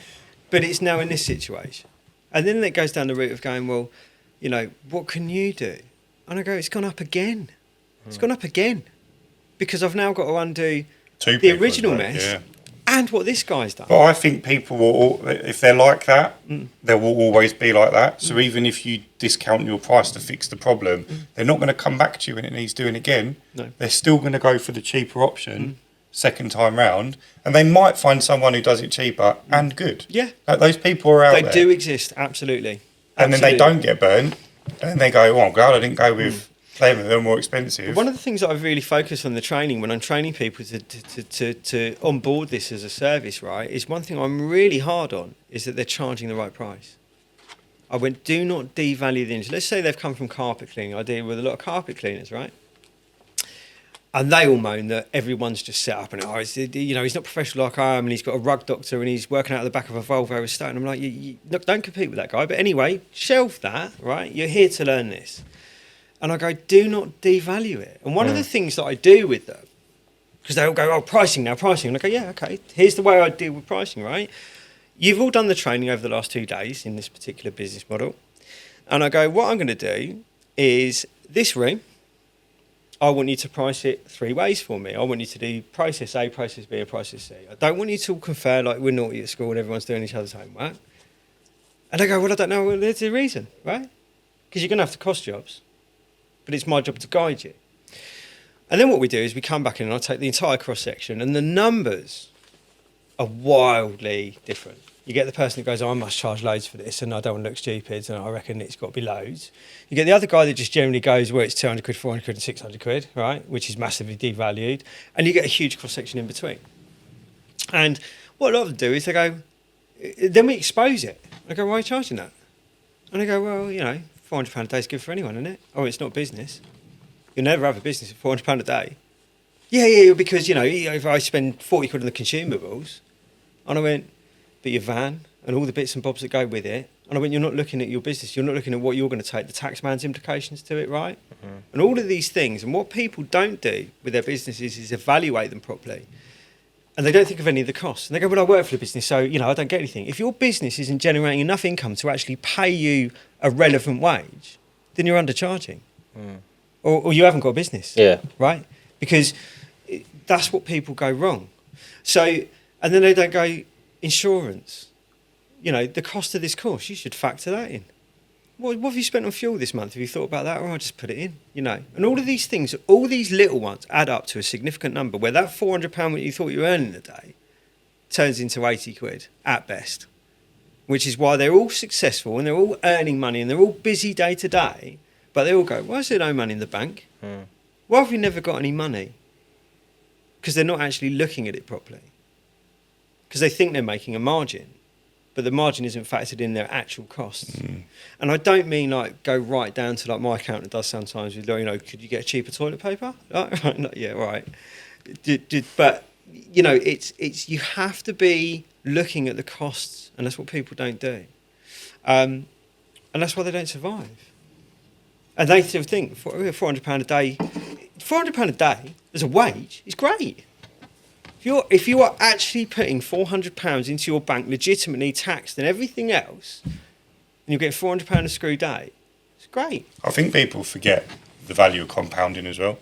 Like adding that extra 50 quid a day over the course of a year is a lot of money. Yeah. Or saving the 20 quid a day over the course of the year is a lot of money. Yeah. I do it with my lads. One of them just came to me recently and went, well, I want a pay rise. I went, don't we all? Right. And he went, yeah, I do. Well, I went, well, give me a reason. I went, because you've been sat in the pocket. I'm not criticising what you're doing, but you're sat in the pocket. You're doing enough, but no more. So why do I give you more money?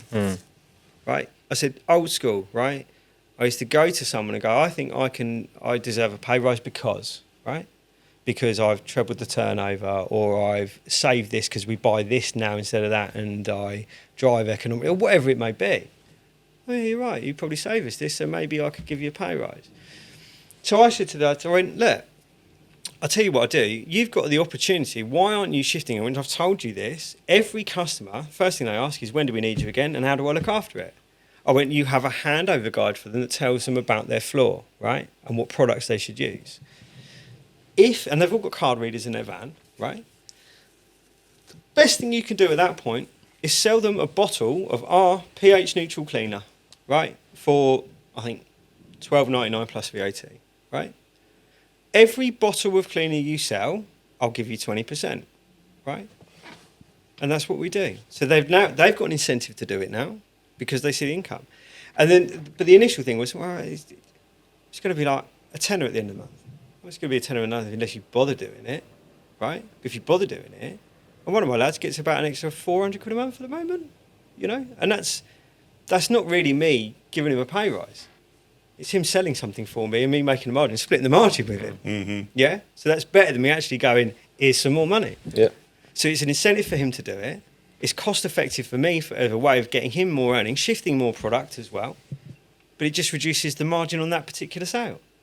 But I haven't had to find more income to give it to him.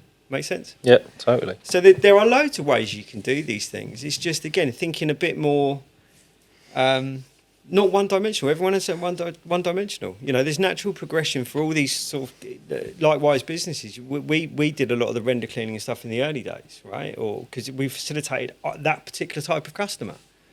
But I realised that we didn't really have all the kit all the time, and it was a bit problematic because vans were getting unloaded with some things and other things putting in. So I work with like-minded businesses. So I go, these guys are on my doorstep. They're really great. They give me this figure, and I go, great. They turn up. They do it. I've got no problems at all. My lads are inside doing all the marble polishing. Works great. You know, so it's not all about necessarily... Training could be a benefit as well, where, you know, it shows you... If you guys did my training, right, and you could identify opportunities, you go, oh, they've got a nice big stone patio.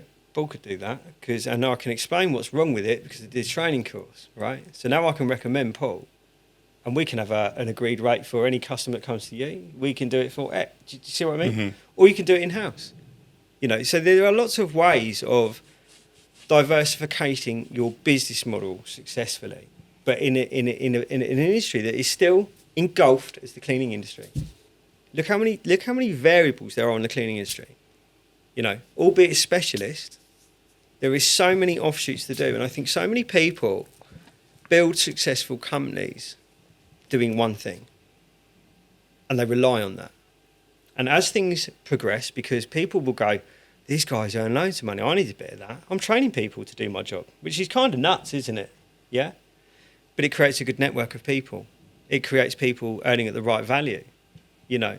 So I think the diversification of people is the key thing to longevity in business, you know. Blockbuster had the opportunity for Netflix, right? Mm. And that board of directors all went, nah, I don't need that. At what point? And it's to do with, I think, a stale board. Jobs to the board. Crazy story about Blockbuster. So you just reminded me. I was listening to a podcast the other day. Mm. They got the opportunity to partner with Love Film as well, which is now Prime Video, and they turned that down as well. But what happens is you have this big board of directors, right? So we listen to our staff. I listen to the younger ones, right? Because they're changing. So the younger ones will be all about AI, social media. I was so anti-social media for so long. I wasn't interested in that. But it's a big fundamental part of running a business now. And so if you sit, having built something quite successful, and just go, there's our business model, ain't it great? The more people that come into the industry, right, you have to fight a little bit harder. So if we're not going to fight on price, we've got to fight on something that makes us unique, right, or diversifies us. So if you don't do that and don't listen, they're the best things you can ever use in business, is how do I diversify my business model to separate myself from everyone else and continue to future-proof it? Do you think you could start your business again today in the way that you've done it? No. And no? No, absolutely not. Because it's much more competitive. It could be done, but you would fight a lot harder for it. Mm. The secret of our success is we were on early doors, pre-technology on the scheme of things. That was the, you know, I remember when we first started doing marketing, we were in the back of magazines, right? And that still works. Everyone says that magazines don't work, but we got a phone call a couple of years ago from a guy, and when I've seen your advert in the magazine, I was like, I haven't advertised in a magazine for years, like years. And so we discussed sort of quoting for him and everything else. And I went, where did you say you... And he went, it was in Surrey Life. And I was like, I haven't advertised in Surrey Life for like 10 years. where was this copy of Sorry Life? I was in the dental surgery on the coffee table, right? No way. Yeah. So that magazine has been in that dental surgery because it's got that'll do for work, right? But then it just goes to show you, right? That's a 10-year-old advert, but I got a phone call from it. Mate, that's actually quite incredible, nuts, really, isn't it? Yeah. What does Paul? Let's move on from the day-to-day stuff. What does success look like to you now, and compare that to what it looked like in the early days? Success on a personal level. Yeah. On a personal level, it allows me to come and do things like this, right? Because usually I'd be busy, right, and I wouldn't have any interest in coming and do this, right? It allows me to spend more time with my children. It allows me to run my business rather than being immersed in it daily. I mean, I'm not saying that you can just completely remove yourself. The one thing out of the group of businesses is, with Stone Care Direct particularly, is if we remove the training aspect of it, it's the only business I've ever had with passive income. And that was, You could be completely hands off. yeah, and that was the one thing that when I stood back and I looked and I went, I haven't got anything here at the moment where I either don't have to turn up, open up a door, shut a door, staff don't turn up, I've got to be active, and obviously that will never go away. But with Stone Care Direct, I've got a situation where it doesn't matter if I'm on holiday, because I can field the office if they need me, right? But the money is dropping in the bank, and it's amazing when people spend money, you know. You see things crash in the bank at like 3:30 in the morning, 1 o'clock at night, you know. And as a result of that, I go, that's come in the bank. I haven't got to chase any money. I haven't got to do any quoting, right? They don't need to physically see me. They've found our products online. They've ordered it. And all that's got to happen is the lad that runs my warehouse has to go in, put it in a box, stack it by the door. DHL have then got to pick it up and deliver it, right? And the only two things that can go wrong there is he puts the wrong thing in the box or misses the order, which, you know, people are human, or DHL have lost it. So it's as passive as I'll ever get. But that kind of completes my puzzle in terms of what I want to do. I have got no major plans for massive expansion anymore. You know, going back to what you were saying earlier, when we realised we were doing the fitting, I wanted nationwide fitting, right? That's a young man's game, right? And you've got to have the right structure in place. And usually, the bigger it goes, the harder it is to manage, right? The more you depend on more people. And, you know, sometimes scaling things back is a better way forward. More profitable as well. More profitable, yeah. What would you say the biggest challenge you had scaling was? Depending on people. Depending on people. But what I will say is, when you employ anyone, it is always a roll of the dice, right? They might be the best person, they might be horrific. But you do have to separate however personable you are with that person, right? My staff are not my friends, right? And that sounds callous, it sounds horrible. It's not. Because they're not your friends, right? Because your friends are the people that come to the births, deaths and marriages, right? They're your friends. The ones that give you the sofa when you need it, give you them your last fiver. People generally in life are in it for themselves, right? And when they get the opportunity to better themselves, which I have no animosity, they go. I've had staff that I've looked after exceptionally well, classified them as friends, go, I've got a new job. All right, we could have talked about this. Well, I'm leaving. Okay, you got a month's notice. No, I'm going next week. What do you mean going next week? You know, and I sit there and I look back and I go, all the good stuff I've done for you, that's all forgotten about, right? So I always separate, there is business, right? Could still be friends, but that's outside of it, but we separate the two. If I'm around your house for a barbecue, I don't want to talk about work. I'm here to have a barbecue with you. Do you find it difficult to not become spiteful is maybe not the right word, but do you find it difficult to handle that when you get burnt multiple times? I mean, and still be... That's just growth and development as a person, right? Just dealing with rejection, isn't it? Right, you take all these things personally. You know, you understand yourself and people much better the older you get, right? And we've all had that thing where if you've got more than 5 friends, you've got too many. But there's a lot of truth in that, right? For every person that's out to shaft you, there are plenty of sincere ones, right? There are plenty of people with no hidden agenda that will walk through the fire for you, right? You just have to learn from it.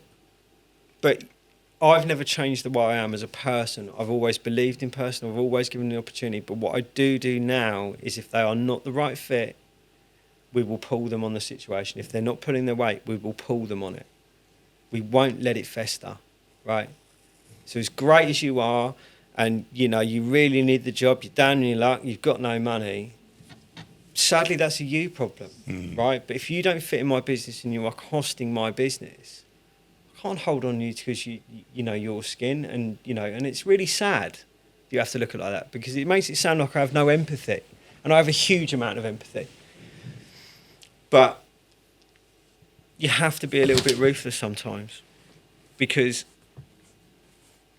you don't always get it back. I think you've got to look after number one, because the guy that you're talking about, let's say, he's not looking out for you. He wants as much as he can take.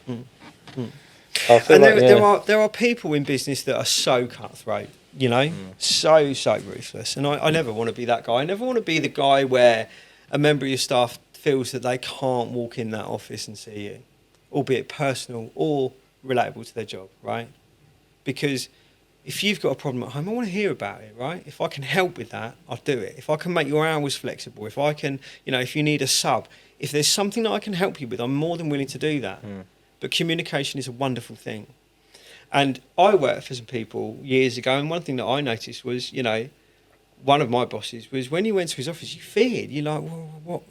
I was in fear of going in there, right? Because that's the way he was as a boss. And I don't want that. I want that door to be open, that go, my wife's left me, or, the dog got hit by a bus, or whatever it may be. Right, let's sort this. How can I help you with that situation? What do you need? How flexible are you with stuff?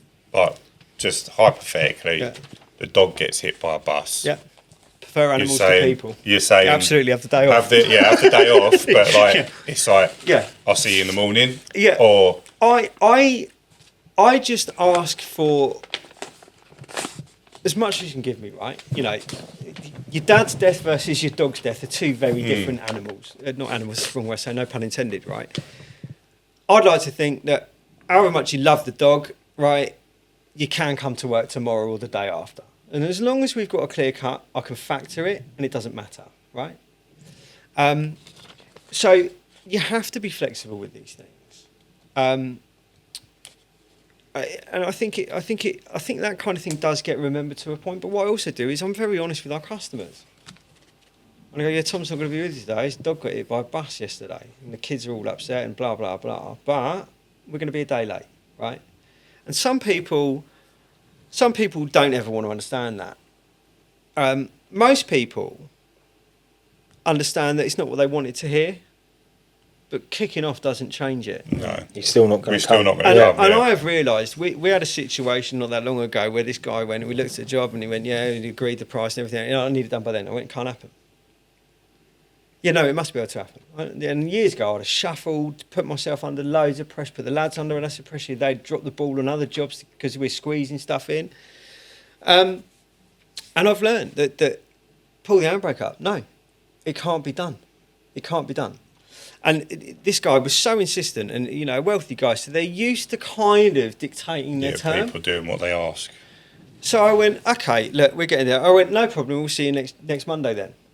And he went, oh, brilliant. I went, but don't be surprised when we don't turn up. I said, because this is the only way I'm going to get out of this door. So I'm going to tell you what you want to hear now, right? But it's not going to happen. So the dynamics aren't going to change, right?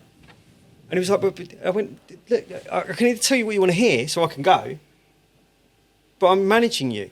It can't happen, right? If you think we are the right contractor for you, then you'll wait. And one of the things he's like, but I've been wanting this floor done for 5 years. Then why is it on fire? That makes me laugh so much. You've wanted it for 5 years. You've wanted to have this done for 5 years. And now we're in the situation where you want it done in the next 5 days. We are busy because we are good, right? So there is a waiting list to get in, right? Like a good restaurant, like a decent hotel.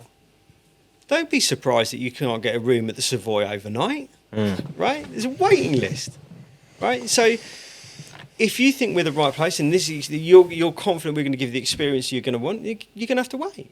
If not, again, using my phrase, roll the dice on someone else. But anyone that can suddenly accommodate you that quickly... Yeah, 5 days honestly, is almost it's not risky, going to be good. isn't it? And he went, well, do you know anyone else? I went, yeah, there's 5 companies that I would quite happily recommend. Do you think any of them do it? I went, no, because they'll all be busy. They will all be busy. But we will have that situation where you have my word. If something changes, because it does, someone else, our customer dog might get, you can't come today because of the dog. Okay, I can fit you in because we can squeeze it in here now because. Unless anyone's got a valid excuse or a valid reason to accommodate you, does that make sense? Yeah, absolutely. Yeah. So, absolutely. I think if you start letting your customers dictate your terms, you've lost all the power in your business. It's not your business anymore. Boundaries have to be in place for success. But we have to be mindful, sometimes we have to play the game as well. There has to be a degree of flexibility. And I've been working a lot recently with solo cleaners, okay? And one of the things that I've noticed they're all one-man bands. And they kind of wait for the payment as they're shutting the door. And it's low value, right? Sometimes it might be 50, 200 quid. And I go, well, I've waited 60 days for 20 grand.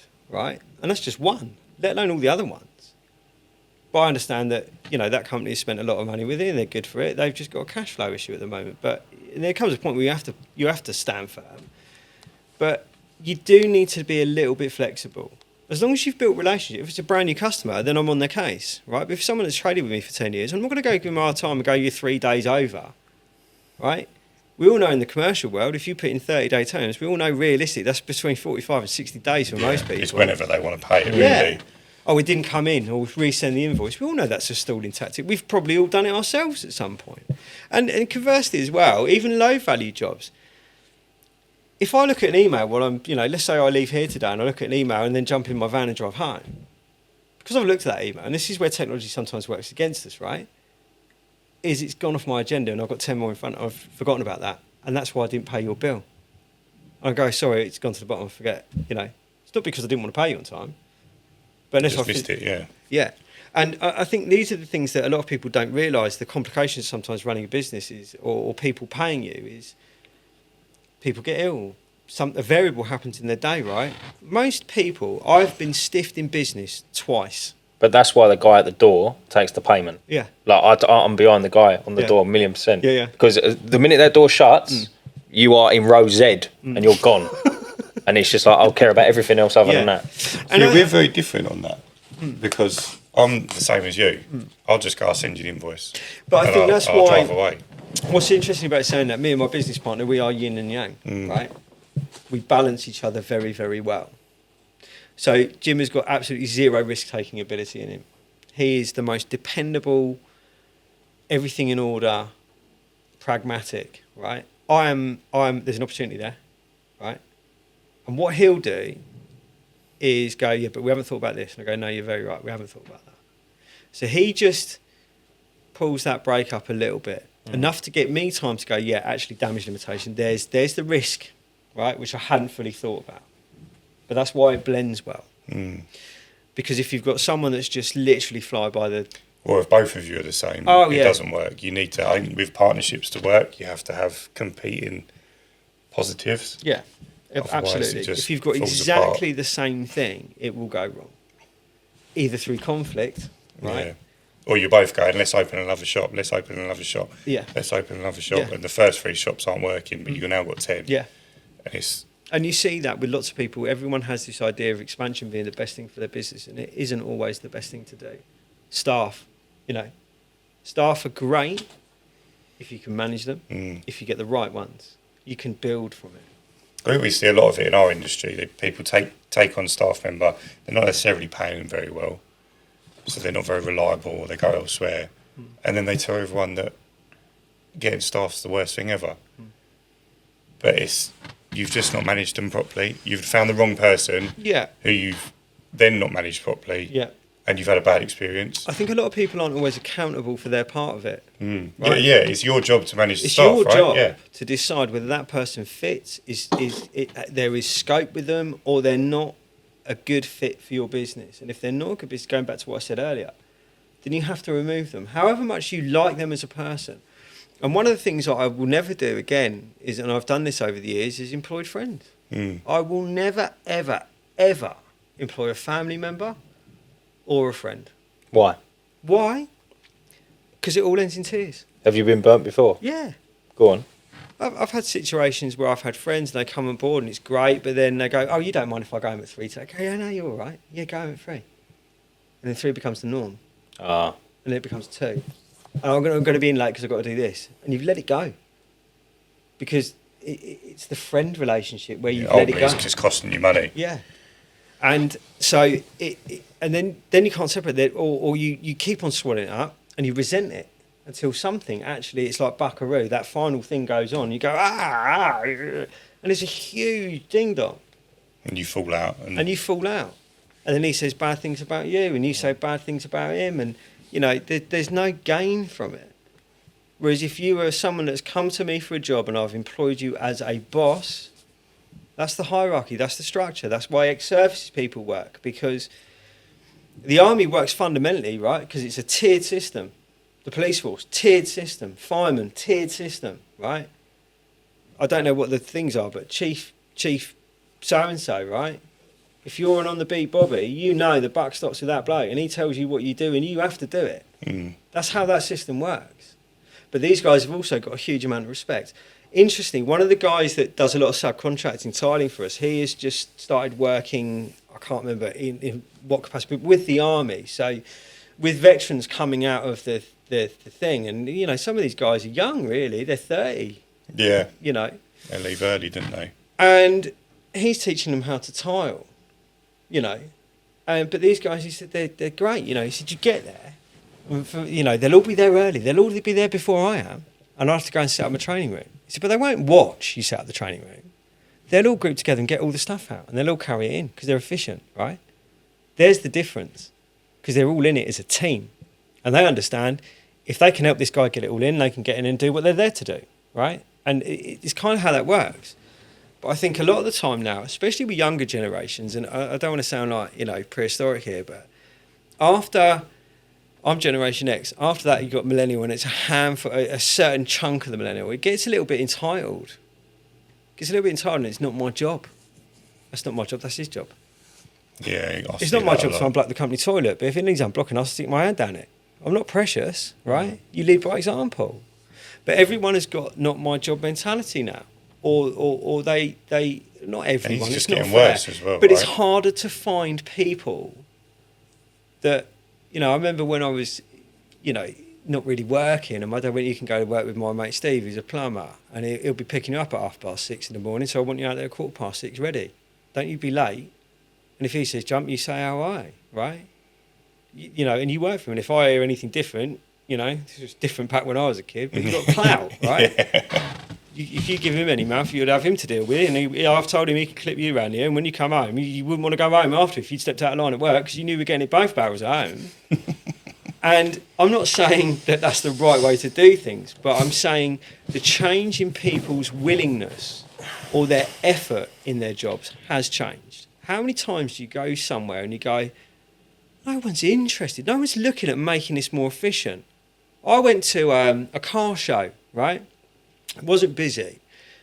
Little coffee shop, just serving coffee and cakes, right? And I'm like, it's 7 o'clock in the morning. So these are just people that have come to exhibit, right? And you're under pressure already, right? And you look at it, and there's one taking the money and one making the coffee, which is fine. But the one that doesn't need to take any money because there's no queue at the moment, it's not can helping. you make some more coffees? Yeah. Yeah? But they go, no one has that vision anymore. No. Oh, you see this at the self-service checkouts, at, like the big supermarkets. They have like 3 or 4 staff members waiting to, if you've got a product that's like a beer or whatever, or it needs security clearance, and they're just standing there. They're like talking to each other. They're not even watching for the job that they're meant to do. And the thing is I don't do what you two do, right? But if I came to work with you for a day, on first day, I'm going, well, this is how this works. After he's done that, he's going to need that, or maybe he needs more water. Oh, but we finished with all that, so I could put that in the van because that gets us home on time. Hey, when we worked together for a little while, it was like, mate, it's like we're married, bro. We'll never get better. It's like we're one person. Yeah, we'll never get better than that. See, like, just We've your reached foresight. peak. Yeah, you see, like, your foresight with your thinking. That's exactly how I am, exactly how he is. Because I go back to that coffee shop, right, that coffee van, Yeah.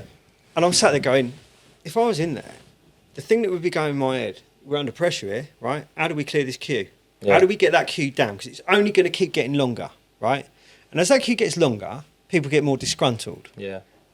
The customer and the server, right, the person producing the goods, gets more flustered and more under pressure, which then mistakes get made or whatever. And it's the pressure. Ultimately, as well, if you but it kill can't the be dealt queue, you can chill out and have a chat. Do you think it's an intelligence thing? No, wait, it's a common sense thing. Do you think? Yeah, your intelligence. I think it's one of those things where I think we're shaped by how we're brought up. You know. Do you think it's that generation where they say hard men produce soft men produce hard men? I don't think it's so much that. I mean, it's like what's going on in the world at the moment. I know we're massively digressing here, but you know, people are being educated at the moment. It's better for you to sit on the sofa and not go to work. Yeah. Right. Yeah, mate, massively, yeah. Now you talk about people get misaligned with what is honourable, I suppose, and sometimes people get a bit pretentious, right? So let's say I'm a wealthy millionaire. Would I marry a waitress? Right, could do, couldn't I? Because if that waitress, right, is honourable and just wants to get up and go to work, I'm not stereotyping a waitress, I'm just using polar opposites here. If she gets up and goes to work and earns, right, that's an honourable person. If I'm a millionaire and, you know, successful in what I do, am I gonna go for someone that wants to sit on a sofa and not go to work? No. Get up It's and core going. values, right? So I think, you know, I've always been that person that I could not sit home and watch Jeremy Kyle all day. Even on another day off, I go mental by 3 o'clock unless I'm doing something, right? So it's about having some oomph, right? And it's no one. I don't agree that opportunities are easier when you're born in certain circles, right? There's no argument about that. But we're all created equal. There is no reason why a councillor house kid can't become a barrister if you're willing to put the effort in, right? But if you want to get off the council estate and have a nicer life, right? There's 2 options there, isn't it? You either pull your finger out and get on with it, or you sit in the pocket. I've seen it with mates as I've grown up. You know, mates that, you know, maybe we did a few things in wrong choices when we were younger. But there are people still doing that now. And they go, it's all right for you. It's all right for me. We grew up in the same place. Yeah. Right? No one handed it to me. You're just sat there. Because your dad's gone to prison, you keep going out of prison. And guess what? Your boys, more than likely, unless they break the circle, because that's what happens, you either decide, I don't want to be like my dad because my dad's a waste of space, or they hold them in like this spotlight where they go, ain't that great, he's in out of prison, and it's brilliant, it's like a British gangster movie. Nah, you'll realise later, too late. Right, so you either break the circle or you stay in it. And that's what happens with people. So we need to just get up and we need to go to work and we need to earn an honourable living and we need to get out of that situation of not comparing ourselves. Like you said, what is successful for me now is not what's successful for me X amount of years ago. Right? It's time. It's honourable. It's being honourable with what you do. Right? Being a good person, working on yourself, identifying your flaws. That's one of the biggest things that we can do as people. Not just in our business. Sometimes you're the flaw in your business. So listen to others. Take advice from other business industries. Like, business is one of those things that we can evolve really, really well. And one of the things that I always learn is it doesn't have to be in my area. Look at what other businesses do. Do you want fries with that? Do you want to go large? Yeah. We all do it. So how can I add that value here? How can I add something to my business that works well in another? Yeah. Is it an online training thing? That's good. You know, is it an AI system? You know, Is it worth me having a self-service thing in my business? All of these things can be influenced from other businesses that aren't anything to do with what any of us do here and now. And I think that's an important thing to do. Look at what other things that people that do. One of the guys that carpet things, which I think is absolutely genius with what he's done, is he gets his customer to fill out a bit of a questionnaire, right, as the lead, and then he goes back to them. And one of the questions he asks, and this is what separates himself from all of the other carpet cleaners, is he goes, pets. And I go, oh yeah, 2 dogs. So when he talks to me, he goes, you'd need our pet care package. Or do I? Well, yeah, you've got 2 dogs. So our pet care package. Let me explain the pet care package. So we do your normal this, that, and I don't know the full process, but we groom the carpet, we do this, we several vac it or whatever, and we go through it, and then we neutralise it, and we put an enzyme down to kill all the urine and do that, and then we odour neutralise it and leave you a scent of your choice there. Your choice is a scent. Instantly puts that person from £25 a room to a £90 service. Because they go, oh yeah, I need the pet care package, right? Or I need the child package, or whatever. He's got several. It's genius. Yeah, it's clever. It's really well done. It's just how you explain stuff, isn't it? Yeah. It's the same thing, but you're tailoring it to what they need rather than. Yeah. But I don't know anyone else in his industry that does that. You see. And I think that's a genius way of doing it. It's very clever. I like that a lot. Well, I think we're out of questions now. I think we were just going to say we normally always finish up a podcast by asking the guests, "What do you do for fun?" What do I do for fun? I used to box, and good job we left out all the horrible questions. Much bigger than me. I knew he looked a bit tasty. You're downstairs. And what happened the other year was my old boxing. I haven't boxed since I was 40, so that's 7 years ago, 8 years almost ago. And I hung up the gloves and went, I'm done. And I'd spent time being in decent shape and everything else, and then I just lived my life, right? So I ate what I wanted. I stopped training, and it just, that got big. And then my old boxing trainer died a year ago. No, not a year ago, sorry, the summer of this year. So I went to his funeral, and I saw my old, what I call my stable mate, who's about 3 years older than me. He was always training, could compete tomorrow if he wanted to, right? And we said goodbye to Steve, my old trainer, and I was 97 kilos, right? So I was just... Yeah, he's a big lad. And he went to me, we did the funeral, and it was about a week later, and he rang me up, and he went, right, one more?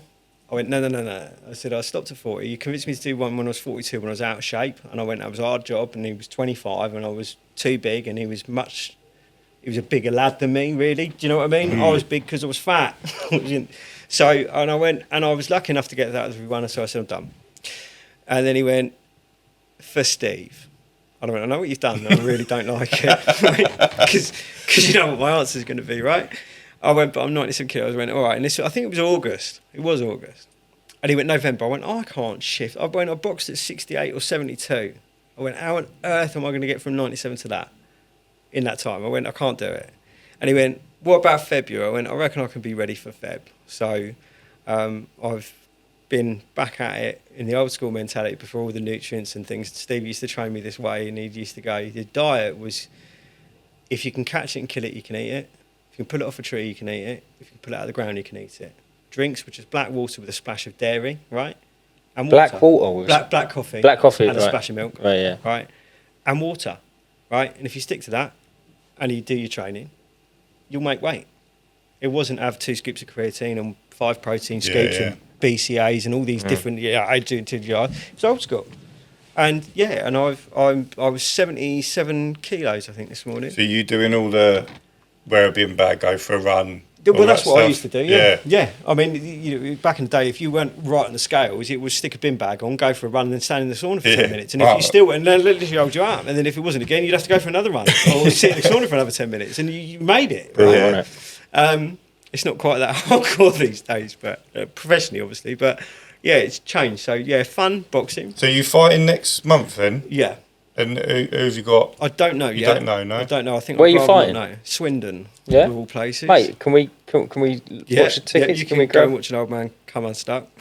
Yeah.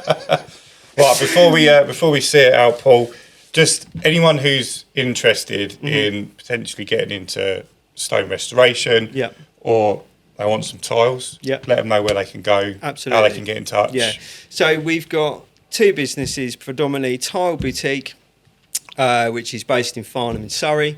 That might not be logistically right for some of you, but we can send stuff throughout the country, so that doesn't come into it. So if you want tiles, we couldn't obviously supply install nationwide, but we can supply. So also if we were in Essex, for example, and you found a tile in a shop, if you just give us the name, we can usually source that material. So we can help you with that. That's www.tileboutiquefarnham.co.uk. And then Stone Care Direct. So if you're looking for consumables for maintenance, or if you're looking for someone to renovate your particular floor, we can put you in contact with someone within our network that we can recommend. And then conversely, if you want to do training or it's something that you're thinking of moving over as a skill set, that's www.stonecaredirect.co.uk. And all the information's on there. All the information's on the website with the training. I've got, currently in the diary, I think I've got 16 training courses running at the moment this year at various intervals up and down the country. I also do one-to-ones, which we cost those bespoke. So, but you'll just need to reach out to me there, and I will give you a tailored package according to what you want to learn. Especially, it's not just for people that haven't got a clue. No. They could already be doing it and just want, Sometimes, further education almost. Yeah, just sometimes people that want some more advice. And I'm not precious enough. Look, I don't know everything, right? I'm well versed in the subject, but I'm not naive enough to think that anyone can't teach me something, right? But I've had some serious veterans of the game train with me. And I kind of, at the initial, when a few of these guys turn, I'm going, what's that guy doing? He knows as much as me, I reckon. Yeah. And he went, if I take 1% from this, and they've all taken something from it. And I remember I do training courses myself. I go on other people's training courses for that reason. I'm not nonchalant enough to think I know everything. And yeah, there's a lot of time where I've glazed over, but there's been several things where I've come out of one and gone, I never knew that.